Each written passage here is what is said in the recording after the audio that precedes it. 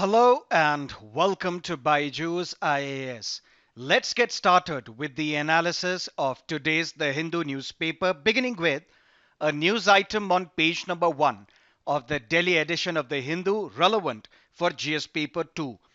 The Supreme Court has asked the government of India, what is the mechanism that you have against fake news? The Supreme Court has asked the government if there is no authority yet to tackle this menace of fake news, create an authority. Create an authority and entrust that authority with the responsibility of tackling fake news. Or if you cannot create an authority, then we will give this job to an outside agency. This is a significant story, but at the same time, this is a developing story. Let's wait and watch what the Supreme Court will have to rule on this matter. Let's wait and watch what is going to be the response of the government of India. But there are a few things that we must keep in mind. And if you understand these few things, it will become quite easier for you to understand the future developments surrounding fake news. Number one, this is in response to the petition filed by Tablighi Jamaat. Tablighi Jamaat conducted an event in the initial part of this year where Muslims from different countries participated in Delhi, and some news organizations, particularly online portals and some mass media channels, news channels, they accused the members of the Tablighi Jamaat of spreading the coronavirus. That is what they called Corona Jihad. This Tablighi Jamaat and one petitioner, Jamaat-e-Ulama-e-Hind, called fake news. And now Supreme Court has asked the government of India, what are the ways and mechanisms that you are trying to bring to tackle this menace of fake news? But first up, what is fake news? Basically false news stories, but often these false news stories are of sensational nature. Sensational nature in the sense, let me give you one example of UPSC Jihad. What is UPSC Jihad? One news organization, one news channel, Sudarshan TV. It came out with series of episodes of this program titled UPSC Jihad, wherein it is alleging that members of the Muslim community, they are attempting civil services examination in large numbers. They are also getting recruited, and they are waging this jihad by which they are trying to capture bureaucracy. Now, there are two things here. Number one, this news program is casting aspersions on a very credible, also constitutional body called Union Public Service Commission. So basically, you are accusing UPSC of being sympathetic to the Muslim candidates, and you are recruiting them in large numbers, and you are discriminating against the members of the majority community. That's problem number one. And problem number two is you are victimizing, politicizing, and communalizing the recruitment to bureaucracy, and you are denying the right of one section of the society to legitimately appear in the civil services exam and get recruited and be part of the bureaucracy as well. So this was basically a false story, and that is why Supreme Court also banned the future episodes of this UPSC Jihad program. But this was fake news. Fake news in the sense, false news story, but often of sensational nature. And the real purpose of this fake news is, one, it can be generating ad revenue. It can be to discredit a public figure. It can also be to discredit a political movement, a community, a company as well. But when we look at fake news, some fake news are harmless, but there is also a section of fake news which is very harmful as well. Harmless in the sense, for example, one fake news coming out from WhatsApp University, it says UNESCO has recognized Jana Gan Man, which is India's national anthem, as the best anthem in the world. The fact is, UNESCO does not do any such thing. So is it fake news? Yes. But is it harmful? No. It is harmless. Now, what is harmful fake news? Let's say, for example, UPSC Jihad. it will sow the seeds of tension and animosity amongst the members of the society and will polarize, unfortunately, two communities. Another example of a harmful fake news is that there is a tweet or a Facebook post or a video. It is accusing a particular section of our society that they are illegally transporting cattle. They are involved in the slaughter of a cow, which is a very emotional issue. But using this narrative of fake news, lynchings are also happening, unfortunately, in our society. So some fake news, some false stories are harmless, but there are some fake news stories, false news stories, which are very, very harmful, not just to the stability and security of our society, but also it can damage our electoral system. Let's say just before the voting, TV channels and few online portals, they will publish or broadcast news stories which says that top 300 terrorists have been killed in a surgical strike along the line of actual control, which basically may not be true, but it will favor the political party at the center. Which basically means if you plant these fake stories, false news stories, it will also have the power to damage our electoral system. So, how do we tackle fake news? One important and easier way of tackling fake news is self regulation, something that Twitter has done very recently during the US presidential elections. What is self regulation? Donald Trump tweets, I won the election. But this tweet has been flagged by Twitter. So when you and I will read this tweet, there is this flag which says multiple sources have called this election differently. So you will not buy what Donald Trump has said in this tweet because it has been self-regulated by Twitter. Twitter has flagged this tweet and says that this election has been called differently. That means Joe Biden has won this election. Another way of self-regulation. Donald Trump tweets, this is the most fraudulent election in the history. Twitter says this claim about election fraud is disputed. So one way of tackling fake news is through self-regulation. That is something that we can do in India as well. There are organizations such as Press Council of India, such as National Broadcasting Association, but in reality, many experts say that Press Council of India is basically toothless. What it can only do, it can admonish the publisher of a newspaper that why did you publish a false story, a fake story. It has no power to punish that newspaper owner. It has no power to ban the circulation and publication of that newspaper.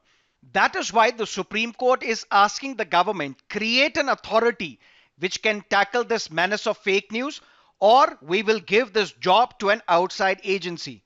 But now let's look at the challenges as well. What are these challenges? Every citizen of this country enjoys freedom of speech and expression under Article 19, Clause 1, Clause A. But this freedom of speech and expression is not absolute. There are reasonable restrictions. And there are 8 reasonable restrictions imposed by the Constitution under Article 19, Clause 2. Which are these reasonable restrictions?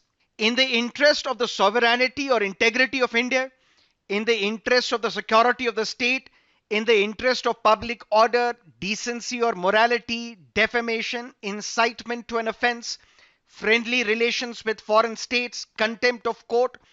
There are 8 reasonable restrictions mentioned in our Constitution on the basis of which your freedom of speech and expression can be restricted, which leads us to a challenge. What is the challenge? That means if we look at speech in India can be restricted on 2 grounds. One is the consequence of this speech, and the second is the content of the speech. Consequence in the sense, if you are using your freedom of speech and expression, but it violates public order, it threatens the security of the state, it incites people to violence. If the consequence of your speech incites violence, then the speech can be restricted by the state. That's what the Constitution tells us. Or what is the content of the speech? For example, pornography. Since pornography violates the morality or the decency of the society, we cannot allow a speech which is pornographic in nature. That means speech in India can be restricted broadly on two grounds: on the basis of consequence of your speech and on the basis of the content of your speech, which means state cannot restrict a speech in public interest. States cannot restrict the speech if the speech is false. What are we tackling? Fake news. If UNESCO has declared Jan Gan Man as the best national anthem of the world, you cannot restrict the speech. Why? Because neither does it incite violence, nor is it against the decency or the morality of the society. It may be false, but it cannot be restricted by the state because there are only 8 grounds mentioned in the Constitution on the basis of which your freedom of speech and expression can be restricted. 9 o'clock news on Times Now or Republic TV says surgical strikes across the line of actual control killed 300 dreaded terrorists. This news will definitely favor the ruling party at the center. But this speech cannot be restricted because 8 grounds on the basis of which your freedom of speech and expression can be restricted, none of these restrictions apply to this news. Which basically means if you're saying it is not in public interest to peddle this fake news, but public interest is not one ground on the basis of which your freedom of speech and expression can be restricted. That is why there is a challenge. When you look at this fake news, how do we tackle this fake news menace? Because on one hand, we have freedom of speech and expression. Although it is not absolute, there are 8 reasonable restrictions. But if tackling fake news is in public interest is not a reasonable restriction on your freedom of speech and expression. If we want to tackle fake news because this speech is false, this freedom of speech and expression is false, but false is not one of the grounds on the basis of which your freedom of speech and expression can be restricted. Which basically means if tomorrow, because there are many people arguing for a law which can tackle fake news. If at all tomorrow there is a law which can tackle fake news, then it will also lead to criminalization of dissent. One political leader is accusing the government. He is saying the government is trying to snatch away the rights of farmers by passing these 3 farm bills or farm acts. The government may say that this speech is false, therefore we are going to arrest you. But in the process, what is happening? Dissent is criminalized. The dissent, which is the safety valve of our democracy, is curbed. If somebody says government's favorite boy, Arnab Goswami, is released on interim bail, somebody can file a case against this individual and say, how is Arnab Goswami government's favorite boy? You are peddling false stories and thereby you are to be arrested, which basically means that dissent will be curbed in the society. Long story short, what are we talking about? The Supreme Court has asked the government create an authority which can tackle fake news. If you cannot create an authority, we will give this job to someone else. We need to understand what is fake news. We also need to understand that fake news is broadly in 2 categories. There is one section of fake news which is harmless, but there is also a section of fake news which is harmful, which can polarize our society, which can communalize our society, which can destroy the social fabric of our society, which can damage our electoral system as well. And that type of fake news we must tackle. But when we have to tackle that fake news, there are also challenges. Challenges because in the interest of public or public interest, you cannot restrict freedom of speech and expression. You cannot restrict freedom of speech and expression on the ground that your freedom of speech and expression is basically false. These are the things that we have to keep in mind as the story progresses. And let's wait and watch what the Supreme Court has to rule on this particular matter. Let's look at another news on page number 9, relevant for GS paper 2. Confront sponsors of terror, says Prime Minister Modi. Prime Minister Modi was addressing 12th BRICS Summit.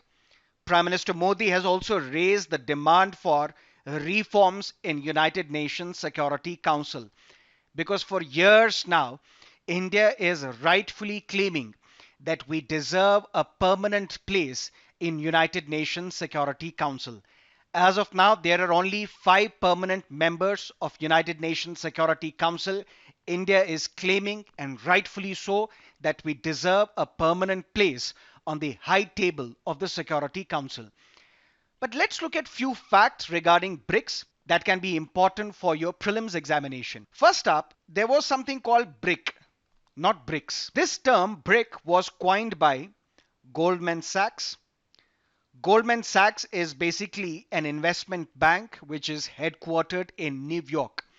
This term was coined by Goldman Sachs in the year 2001. Why? Because Goldman Sachs indicated that there are these 4 countries: Brazil, Russia, India, and China. These 4 countries would emerge as the leading economies of the world in the 21st century, along with the United States of America. So initially, there was this term BRIC. South Africa joined BRIC in the year 2010, 2011, and then this BRIC changed into BRICS. First BRICS Summit or BRICS Summit was held in Russia. The year was 2009. This is very important for your prelims examination. 12th BRICS Summit, which was held virtually, the host was again Russia. Important point for your prelims, next summit will be held in India in the year 2021. Previously also, in the year 2012 and 2016, previously 2 times BRICS summits have been held in India. 2012 was held in Delhi, 2016 was held in Goa. So when we say the first summit was held in 2009, the 12th one was conducted in Russia, that means this BRICS summit is basically an annual affair. What was the theme of 2020 BRICS summit? Global stability, shared security, and innovative growth. This can be very important for your prelims exam. India, as I told you, the next summit will be held in India in 2021. India will also be taking over the chairship of BRICS. And this would be the 3rd BRICS presidency for India, because wherever the summit is held, the host country is the chairship of BRICS. So 2012, 2016, and now in 2021, for the 3rd time, India will take over the chairship of BRICS. Now let's look at another news on page number 9, relevant for GS paper 2. Let me give you very briefly the background information of this newspaper article, and then we will take up the constitutional question. Bhagat Singh Koshyari, he is the ex-chief minister of Uttarakhand, and right now he is the governor of the state of Maharashtra. As the ex-chief minister of Uttarakhand, he was allotted a bungalow, and this bungalow was also rent-free. Because this was the policy of the Uttarakhand government, that whoever has been the chief minister of the state, even after you demit the office, you will be provided a state bungalow, that too rent-free. May 2019, what Uttarakhand High Court did? Uttarakhand High Court said, vacate.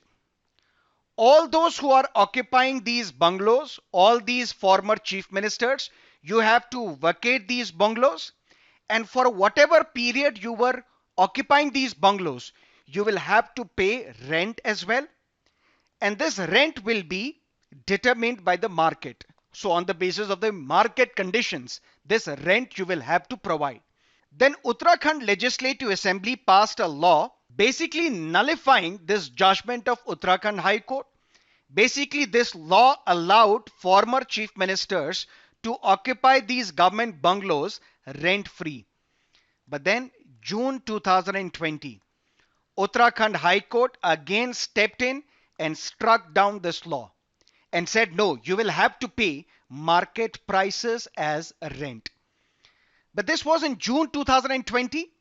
Until date, November 2020, Mr. Bhagat Singh Koshari, he had not paid the rent. And then what happened? A Dehradun based non governmental organization, RLEK, what it did? It filed a contempt proceedings, a contempt of court case against Bhagat Singh Koshari in the High Court. And now Mr. Bhagat Singh Koshari, he has moved the Supreme Court so that the contempt proceedings that are pending in the High Court, they are stayed by the Supreme Court. But then why this newspaper article becomes important? Governors as well as president, they enjoy immunity. Immunity in the sense, no criminal case can be filed against them while they are in office. So governor enjoys immunity wherein no criminal case can be filed against him while he is in office. Then how was this case against Bhagat Singh Koshari, contempt case filed in Uttarakhand High Court?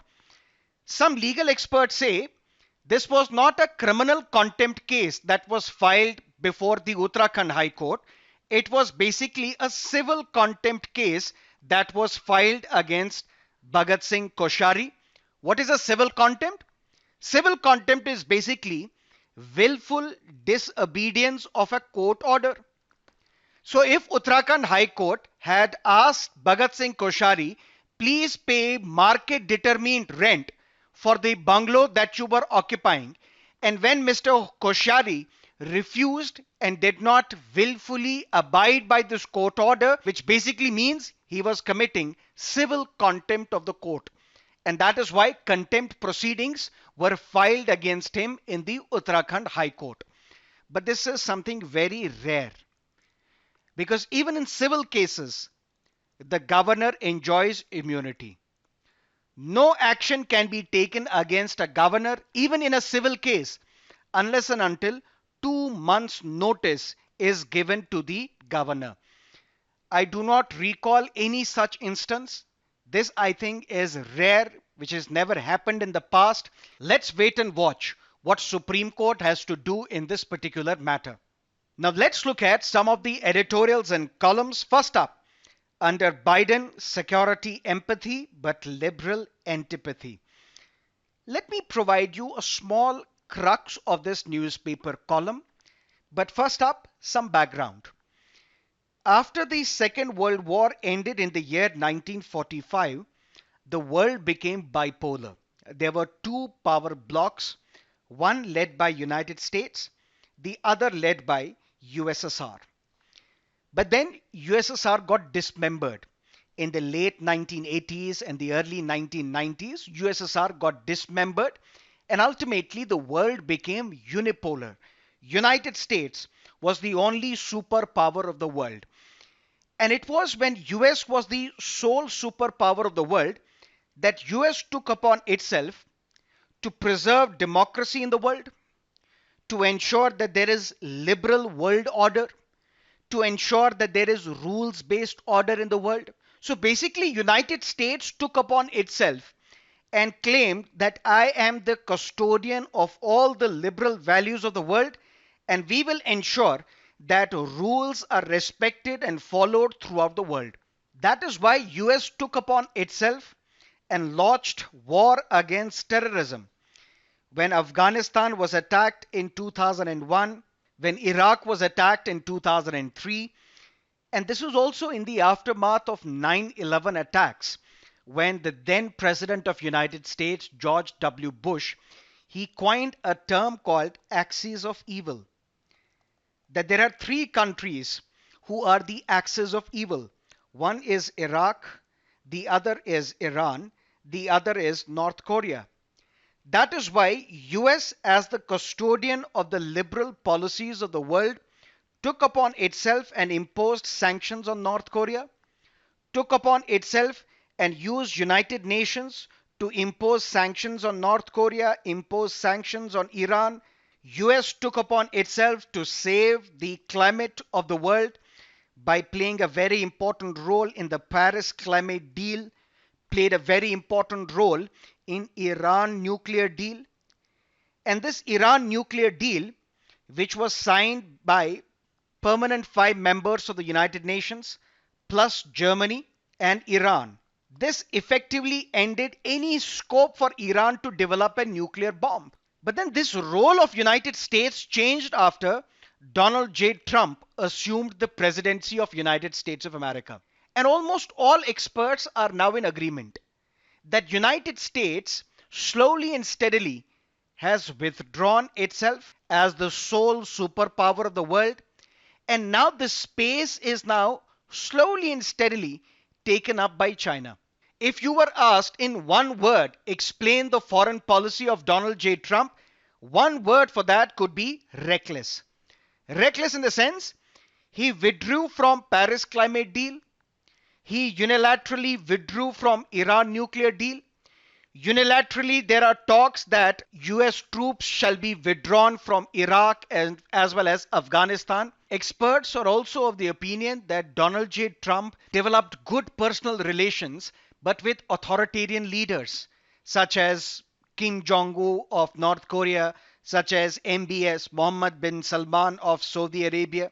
And all these actions dented the credibility of United States of America. Now with the election of Joe Biden, this newspaper article says that Joe Biden has signaled that he will revert to the traditional norms and patterns of American foreign policy. And Mr. Biden will seek to re-establish American involvement in the critical issues of our times. In this backdrop, what New Delhi can expect? We need to understand that there is a bipartisan support in United States of America vis-a-vis dealing with New Delhi, dealing with India. Bipartisan support means whether it's a Republican government or a Democratic president. Doesn't matter. New Delhi, India is going to be the priority for United States of America. That is why Indo-US nuclear deal, which was signed between a Republican president and the government of India, this closer relationship was taken forward by a Democrat, Barack Obama, when he assumed the role of the President of United States. But Mr. Vivek Karju, what he writes, he says previously there was some empathy for India by the US liberals, but there was some antipathy in American security establishment. What do we mean by that? When India tested nuclear bomb, sanctions were imposed against us by the United States of America. That means American security establishment was very wary of India. Despite that, how did we cement good relations with United States? It was because of the empathy of the liberals in United States. Because these liberals thought, regardless of what the situation is, India is a vibrant, flourishing democracy where there is respect for rule of law, where there is respect for constitution. Look at the neighbors of India, Pakistan, China, Afghanistan. They are either authoritarian regimes, dictatorial regimes, or they are theocratic nations. But India is a vibrant, pluralistic, secular democracy. And that is why it was this empathy of the liberals in the United States which led to the cementing of ties between India and United States. Now, according to Vivek Karju, it may be reverse. Reverse in the sense that the security establishment of United States may be empathetic to India because we have signed 4 top-class security treaties or agreements with the United States, foundational agreements with the United States. We are also now fully participating in Quad. Quad is basically India, United States of America, Australia, and Japan. This Quad is viewed as a counter to the rising influence of China in the South Chinese Sea or in the Indian Ocean. The security establishment is now sympathetic and full of empathy towards India. But now there may be liberal antipathy. Liberal antipathy because of the actions of the government of India vis-a-vis Kashmir when Article 370 was diluted, because of Citizenship Amendment Act, because of National Register for Citizens. What is the crux of this newspaper article? External Affairs Minister Mr. S. J. Shankar, he had to meet some of the representatives of the US Congress, the leaders of House Foreign Relations Committee. One member who was part of this committee was Pramila Jayapal. She is of Indian origin, but she is leftist in her ideology. And she was very critical of the manner in which the autonomy of Jammu and Kashmir was taken away on August 5, 2019. She, in fact, introduced a resolution in the House of Representatives in United States Congress criticizing the decisions of August 5, 2019. And then what Mr. Jaishankar did, he refused to attend this meeting because he refused to participate in the meeting where Pramila Jayapal is also part of. But Pramila Jayapal was supported then by Kamala Harris, who is now the Vice President elect of the United States of America. So basically, Vivek Karju is saying that we need to engage with the sharpest critics as well. It is okay if we are not talking to Pakistan. Why? Because talks and terror cannot go together. Unless and until Pakistan stops supporting terrorism and terror activities on Indian soil, we cannot be talking to Pakistan. But we cannot stop talking to the critics in United States of America because these critics do not promote violence. Pramila Jayapal does not promote violence.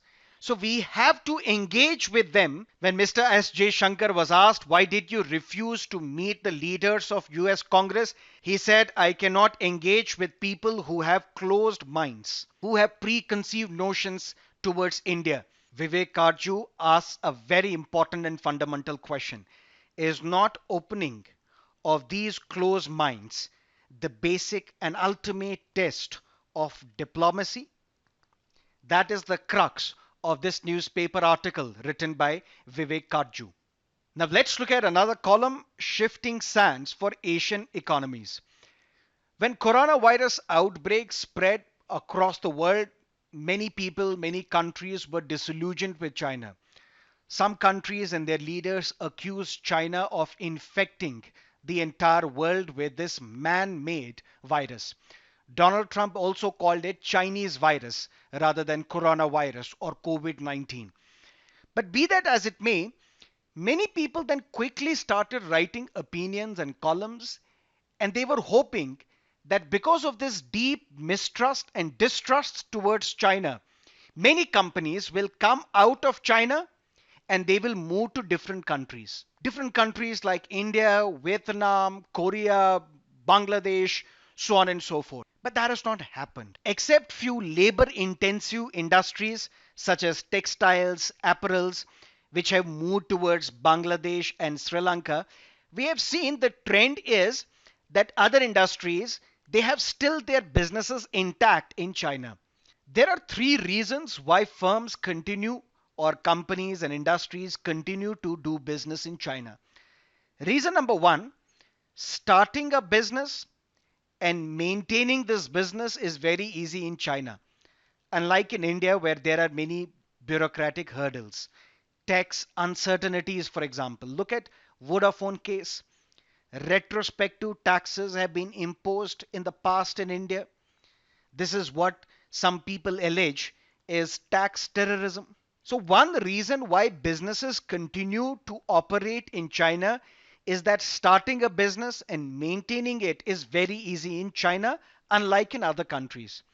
Second reason is Chinese firms, they are very quick and they recover fast. And if your business is in China and you want to deal with Chinese firms, you would expect faster business too.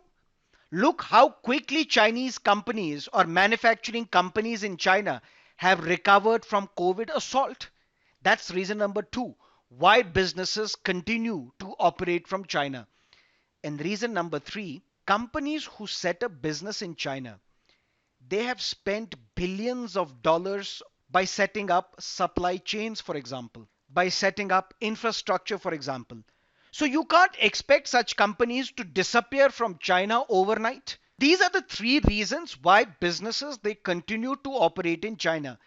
And this column says India faces an uphill task in maintaining its viability against highly competitive countries. Let's take the example of one competitive country, and that is Bangladesh. Economists John Drays and Amartya Sen, in their 2013 book, the name of the book is An Uncertain Glory, India and Its Contradictions. It said Bangladesh is a shining example and it is outshining its larger neighbors on what indicators? Whether it is infant mortality, child immunization, female literacy, access to improved sanitation, total fertility rate, it is outshining its large neighbors. In 1971, when Bangladesh was born as an independent entity after the Indo-Pak War of 1971, the life expectancy in Bangladesh was 46.5 years. Life expectancy in India was 48.5 years. In 2018, life expectancy in Bangladesh is now 72 and in India it's only 70, which means Bangladesh has outsmarted India here as well. There was only one major economic dimension where Bangladesh is lagging India, and that is per capita income. In 2015, it was approximately 25% less than India. But recently, a report was released by IMF. And if these reports are viewed as accurate, then the gap is set to disappear, and Bangladesh and India are expected to be neck and neck until 2025. When we look at IMF, International Monetary Fund, it released its report recently. Which report are we talking about? World Economic Outlook. At least twice this question has been asked in your prelims examination. Who releases this report? IMF. This report is released twice a year. And this report shows that per capita GDP of India will fall below that of Bangladesh in 2020. That means according to this report, it shows India's per capita GDP will fall below that of Bangladesh in 2020. But let's be fair. While every newspaper is comparing India and Bangladesh on the basis of this IMF report, let's be fair and say per capita GDP is not the best metric between countries. It's not the best way of comparing the countries. Why? Because per capita GDP does not eliminate the effects of inflation. That is why per capita GDP is not the best way of comparing the metrics of two countries. But there is still a lot to learn from Bangladesh. If you look at Bangladesh, Bangladesh has a large number of low skilled labor. And this low skilled labor developed competency where? In textiles. Why textiles? Because textiles basically is labor intensive sector. So here we have low skilled labor, a large pool of low skilled labor. Now develop competency and recruit them in large numbers in textile industry. Vietnam also followed the same strategy, which basically means more and more people are getting absorbed in these labor intensive sectors. Then what will happen? When more and more people are getting absorbed in this labor intensive sector such as textiles, such as manufacturing, then the dependence on agriculture will reduce. And it is the nature of economics. If the dependency on agriculture reduces, if less and less number of people are employed in agriculture, ultimately GDP will grow. This is the lesson to India because our growth story is basically services led. But services, they do not generate large number of employment opportunities. Large number of employment opportunities can only be generated by the manufacturing sector. That is why despite the reforms of 1991, despite high rates of growth, we still call that our growth story is jobless. That is why the author says India faces an uphill task in maintaining its viability against highly competitive countries. And we took the example of only one country, Bangladesh. Now let's look at the practice questions, first for prelims and then for mains. Consider the following statements with respect to Monetary Policy Committee. It has been constituted under the Reserve Bank of India Act 1934, correct? 6-member committee is chaired by the Finance Minister of India. No. although it is a 6-member committee, but it is chaired by the Governor of the Reserve Bank of India, not by the Finance Minister. Decisions regarding interest rates, such as repo, are taken by the consensus among the members. No, it's taken on the basis of the majority vote. Which of the above statements are correct? A, one only. Question number 2. Harappan sites are given, states are given. Which of the pairs above is or are correctly matched? Lothal is not in Rajasthan, it's in Gujarat. Kalibangan is not in Uttar Pradesh, it is in Rajasthan. Dholavira, Gujarat is correct. Rakhigari, Haryana is correct. So D, 3 and 4 is the correct answer. Question number 3. Consider the following statements about the sun. Sun's energy comes from nuclear fission. No, it comes from nuclear fusion. Nuclear fusion reaction produces energy in the sun. Statement number 2. The chromosphere is the outermost layer of the sun. No, it is corona. Corona is the outermost layer of the sun.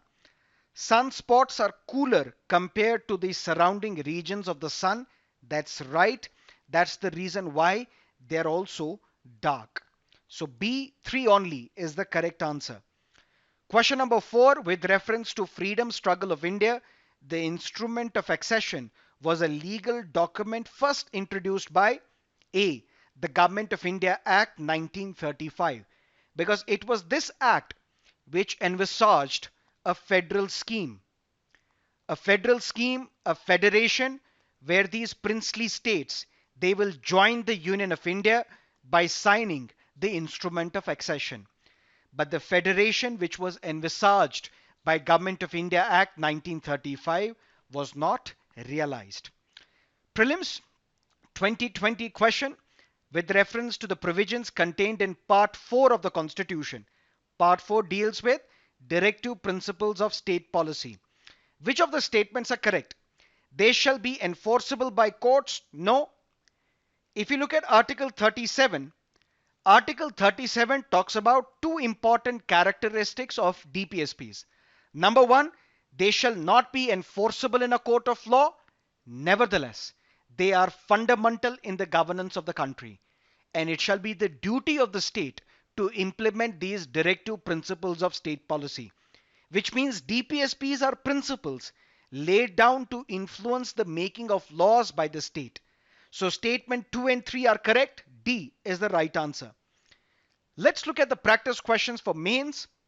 One mains based question, GS based, and the other essay topic that I'm going to provide you today. GS question number 1, the phenomena often branded as fake news can lead to a diverse set of harms ranging from violence, damage to electoral system, and increased political polarization. Comment.